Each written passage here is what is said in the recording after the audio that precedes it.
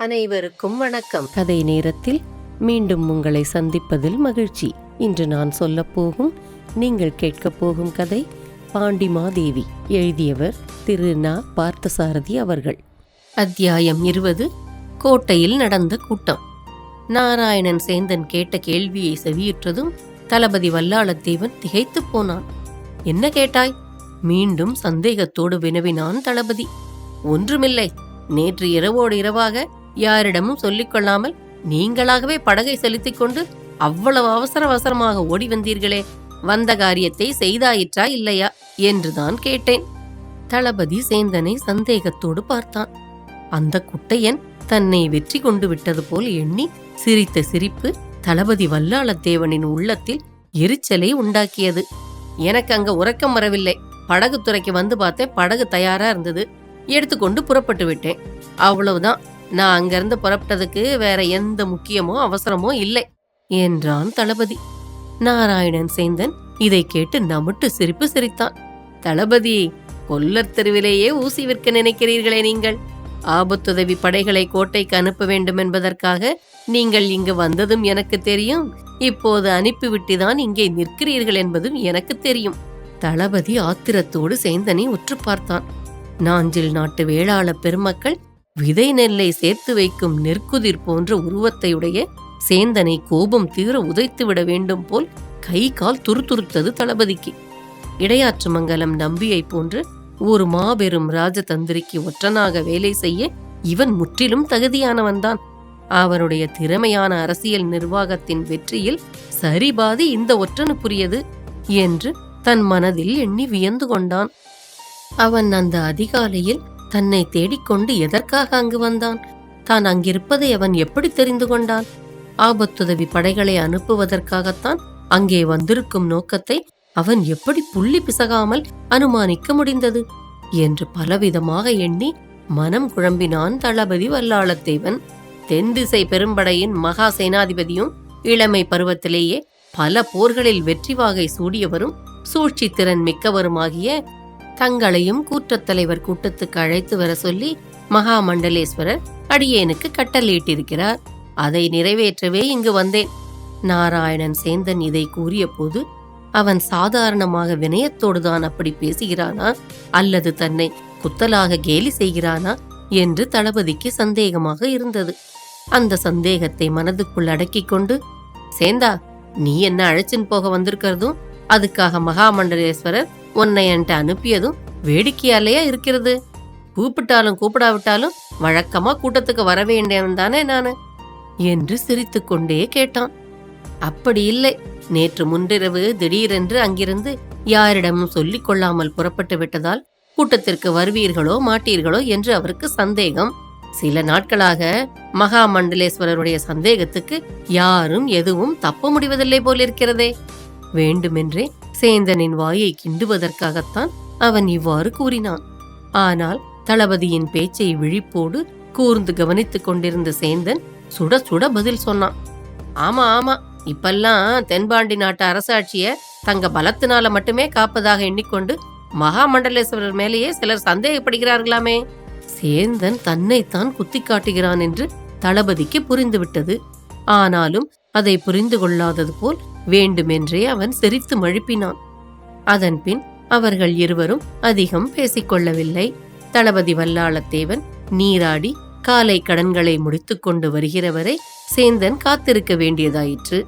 இருவரும் கூற்றத்தலைவர் கூட்டத்துக்காக அரண்மனைக்கு புறப்பட்ட போது பொழுது நன்றாக புலர்ந்து வெயில் பரவிவிட்டது. படைப்பள்ளியிலிருந்து சிறிது தொலைவு சென்றதும் நேரே புறத்தாய நாட்டு அரண்மனைக்கு செல்லும் வழியை விட்டுவிட்டு சுற்றி வளைத்து திருநந்திக்கரை வழியே அரண்மனை செல்லும் சாலையில் குதிரையை செலுத்தினான் சேந்தன். குதிரையை அந்த சாலையில் நடத்தாமல் கடிவாளத்தை சுண்டி இழுத்து நிறுத்தினான் தளபதி. தளபதி பின்தங்கியதை பார்த்து சேந்தனும் குதிரையின் வேகத்தை குறைத்து கொண்டு திரும்பி, என்ன தளபதி, ஏன் நின்று விட்டீர்கள்? நேரமாகவில்லையா என்று கேட்டான். நீர் போகிற பாதையாக போனா கூட்டம்லாம் முடிஞ்சப்புறம்தான் அரண்மனைக்கு போய் சேர முடியும். இதோ அரண்மனைக்கு நேர்பாதை இருக்கும்போ ஏன் திருநந்திக்கரையை சுற்றி கொண்டு போக வேண்டும் என்கிறாய் என்று தளபதி வல்லாளத்தேவன் சற்றே சினத்தோடு நாராயணன் சேந்தனே வினவினான். அரளியாத்துல உடப்பெடுத்து வெள்ளம் அந்த சாலையில பெரும்பகுதியை அழிச்சிட்டதே, அது உங்களுக்கு தெரியாதா? காலையில மகாமண்டலேஸ்வரர் கூட திருநந்திக்கரை வழியா சுத்தித்தான் அரண்மனைக்கு போயிருக்காரு. ஓஹோ, அதுவா செய்தி? அப்படின்னா சரிதான், திருநந்திக்கரை வழியா போகலாம், விடு குதிரைய. தளபதியின் குதிரையும் திருநந்திக்கரை சாலையில் திரும்பியது. தளபதி வல்லாளத்தேவனையும் இடையாற்று மங்கலம் நம்பியின் ஒற்றனான நாராயணன் சேந்தனையும் இப்படியே திருநந்திக்கரை போகும் நெடுஞ்சாலையில் செல்லவிட்டு நாம் புறத்தாய நாட்டு அரண்மனைக்கு சென்று அங்கு நடக்கும் முக்கிய நிகழ்ச்சிகளை சிறிது கவனிப்போம். வேறு வேறு பகுதிகளிலிருந்து வந்திருந்த கூற்றத் தலைவர்கள் அரண்மனை மந்திர ஆலோசனை மண்டபத்தில் கூடியிருந்தார்கள். கூட்டத்திற்கு முக்கியமான இருவர் யாரோ அவர்கள் மட்டும் இன்னும் வந்து சேரவில்லை. மகாமண்டலேஸ்வரர் இடையாற்று மங்கலத்திலிருந்தே இன்னும் வரவில்லை. அவர் வந்ததும் தனக்கு சொல்லி அனுப்பினால் தாம் உடனே புறப்பட்டு வந்து விடுவதாக மகாராணி வானவன்மாதேவி அந்த புறத்திலிருந்து சொல்லி அனுப்பி இருந்தார். தனியாக மண்டபத்தில் அமர்ந்திருந்த கூற்றத் தலைவர்கள் தங்கள் மனம் போன போக்கில் பேசி தென்பாண்டி நாட்டு அரசியல் நிலைமை பற்றி விவாதிக்க தொடங்கினார்கள். அப்போது அங்கே கூடியிருந்த கூற்றத் தலைவர்களை தவிர வேறு யாருக்கும் தெரியக்கூடாத ரகசியங்களை கூட அவர்கள் பேசினார்கள். அப்போது அந்த இடத்தில் எதை பேசலாம் எதை பேசக்கூடாது என்ற கட்டுப்பாடின்றி அவர்கள் தாராளமாக பேசியதற்கு காரணம் தனிமைதான். தங்களை விட பெரியவர்கள், தங்களை கட்டுப்படுத்த கூறியவர்கள் அப்போது யாரும் இல்லை என்று துணிவுதான். அவர்கள் எல்லோரும் நன்றாக தமிழ் நூல்களை கற்று தன்னடக்கமும் பண்பும் நன்றாக வாய்க்க பெற்றவர்தான். பொறுப்பின்றி வாய்க்கு வந்தபடி பேசுதல், அளவுக்கு அதிகமான உணர்ச்சி வயப்படுதல், இவற்றால் விளையும் கேடுகளை திருக்குறளில் படுத்திருந்தார்கள். துணிக்கொம்பர் ஏறினார் அக்திறந்து ஊக்கின் உயிர்கிருதி ஆகிவிடும் என்றெல்லாம் படித்திருந்தால் மட்டும் போதுமா?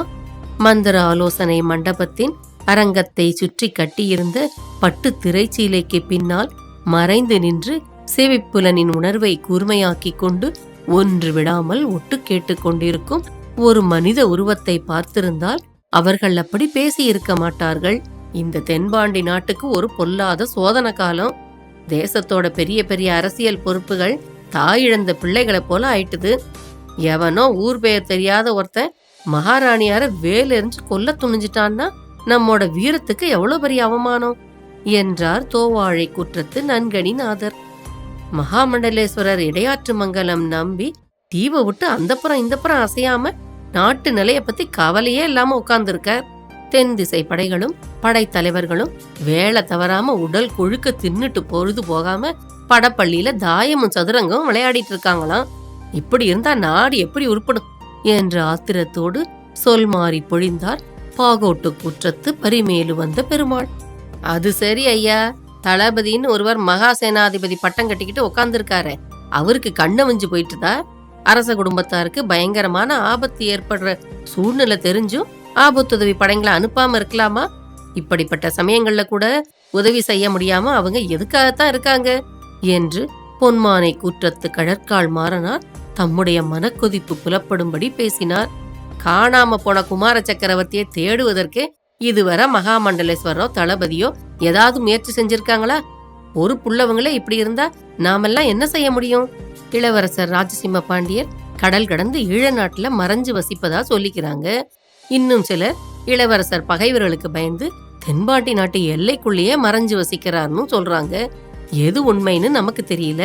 இன்னைக்கு கூட்டத்துல இத பத்தியெல்லாம் விரிவா பேசி ஒரு முடிவுக்கு வரணும் என்று தம்முடைய கருத்தை தெளிவாகவும் நிதானமாகவும் ஆனால் அழுத்தமாகவும் எடுத்து கூறினார் அருவிக்கரை குற்றத்து அழகிய நம்பியார். இந்த குழப்பமான சூழ்நிலைகளால மகாராணி மனம் நொந்து விரக்தி அடைஞ்சு போயிருக்கிறதா பேசிக்கிறாங்க. மகாராணி வானவன்மாதேவி இந்த நாட்டுல கன்னியாகுமரி தெய்வத்துக்கு அடுத்தபடியா மரியாதைக்கும் வழிபாட்டுக்கும் உரியவங்க. அவங்க மனம் கலங்குமாறு செய்யறது நம்ம பெருந்தன்மைக்கு இழுக்கு என்று உணர்ச்சி நிறைந்த உருக்கமான குரலில் மீண்டும் அழுத்தி கூறினார் முதலில் பேச்சை தொடங்கிய நன்கணிநாதர். தாம் அமர பதவி அடைஞ்ச பின்னாடி இப்படியெல்லாம் நாட்டுக்கும் புதல்வனுக்கும் பட்டத்தரசி வானவன்மாதேவியாருக்கும் துன்பங்களும் தொல்லைகளும் ஏற்படும்னு பராந்தக பாண்டிய சக்கரவர்த்தி கனவுலாத எண்ணி இருப்பாரா? அவர் இருந்திருந்தா இப்படிப்பட்ட நிலை ஒன்னும் ஏற்பட்டிருக்காது என்று மிகுந்த ஏக்கத்தோடு கூடி பெருமூச்சு விட்டார் மற்றொரு கூட்டத் தலைவர். அவர்கள் இப்படி ஒருவரோடு ஒருவர் பேசிக் கொண்டிருந்த போது மந்திர ஆலோசனை மண்டபத்து வாசலில் யாரோ சிலர் பேசிக்கொண்டே உள்ளே வரும் ஒலி கேட்டது. ஒரு சேவகன் முன்னால் ஓடி வந்து, மகாமண்டலேஸ்வரரும் மகாராணியும் வந்து கொண்டிருக்கிறார்கள் என்று கூட்டத் தலைவர்களுக்கு முன் தகவல் கொடுத்தான். மூலைக்குருவராக தங்களுக்கு தோன்றியபடி இருக்கைகளில் உட்கார்ந்து உரையாடி கொண்டிருந்தவர்கள் மரியாதையாக எழுந்து நின்றனர். தங்களை விட அதிகாரமும் மதிப்பும் பெருமையும் உள்ளவர்களை எதிர்பார்த்து சாதாரண மனிதர்கள் காத்திருக்கும் போது ஏற்படும் ஒரு வகை அமைதி அங்கே திடீரென்று நிலவியது. வேலேந்திய வீரர் ஒடுக்கமாக ஒதுங்கி நின்று கொண்டனர். மகாராணி வானவன் மாதேவியாரும் இடையாற்று மங்கலம் நம்பியும் மண்டபத்துக்குள் நுழைந்தனர். அவர்களுக்கு பின்னால் அதங்கோட்டாசிரியர் பிரானும் பவழக்கனிவாயரும் வந்தனர். மகாராணியாரோடு ஆசிரியர் மகள் விலாசினியும் தளபதியின் தங்கை பகவதியும் உடன் வந்திருந்தனர். மண்டபத்தில் இருந்த கூட்டத் தலைவர்கள் எல்லோரையும் வணங்கி எதிர்கொண்டு வரவேற்றனர். தளபதி வல்லாளத்தேவன் எங்கே? அவனை அழைத்து வரச் சொல்லி சேந்தனை அனுப்பினேனே. இன்றைய கூட்டத்தில் அவன் கலந்து கொள்வது அவசியமாயிற்றே, இன்னும் வரவில்லையா என்று அங்கிருந்தவர்களிடம் கேட்டார் இடையாற்று மங்கலம் நம்பி. வரவில்லை என்று அவர்களிடமிருந்து பதில் கிடைத்தது. மண்டபத்தின் 4 புறமும் கண்களை செலுத்தி சிறிது நேரம் கூர்ந்து பார்த்து கொண்டிருந்தார் மகாமண்டலேஸ்வரர். இதென்ன, இந்த மண்டபத்துல ஏற்கனவே காற்று குறைஞ்சு புழுக்கமா இருக்கு, இந்த பட்டுத்திரைகள் எதுக்கு? இவற்றையெல்லாம் அகற்றி விடுங்கள் என்று அங்கு நின்றிருந்த மெய்க்காப்பாளர்களை நோக்கி திடீரென்று ஒரு கட்டளை பிறப்பித்தார் அவர். அப்போது திரைக்கு பின்னால் யாரோ அவசரமாக நடந்து செல்லும் ஒலி கேட்டது.